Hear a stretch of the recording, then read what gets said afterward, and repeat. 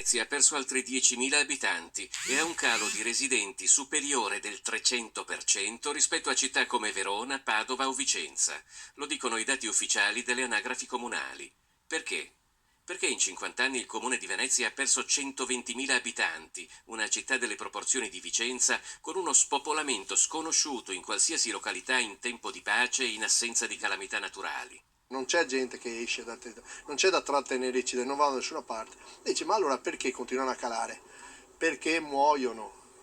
Muoiono, le persone muoiono. La risposta del sindaco Luigi Brugnaro non ha convinto né Venezia.com né l'ex consigliere Renzo Scarpa, che hanno raccolto e messo in fila tutti i numeri di nati, morti, immigrati e soprattutto emigrati dal comune di Venezia dal 2016 al 2022.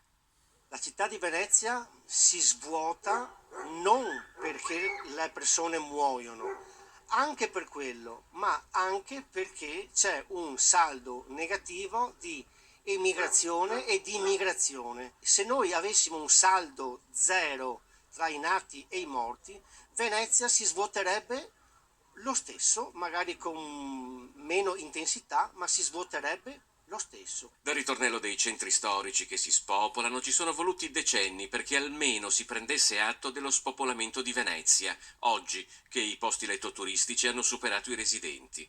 Chissà quanto ci vorrà perché capiti lo stesso con la terraferma. Negli ultimi 7 anni 34.000 residenti a Mestre, Marghera, Favaro e Zelarino hanno deciso di andare a vivere in un altro comune. Perché? E quante commissioni o consigli comunali si sono fatti per approfondire la vicenda? A me risulta nessuno. Nemmeno il fatto che anche la terraferma perde abitanti riesce a smuovere l'interesse di questa amministrazione e quindi si va per consunzione, succederà quel che succederà, ma tanto gli interventi non vengono fatti. Lo spopolamento dell'entroterra veneziano è più lento perché mitigato da una forte immigrazione, quasi sempre extraeuropea. Perché? Perché 34.000 vecchi residenti si sono scambiati con 30.000 nuovi arrivi. Ma perché devono essere i cittadini a occuparsi come singoli cittadini della gestione della città?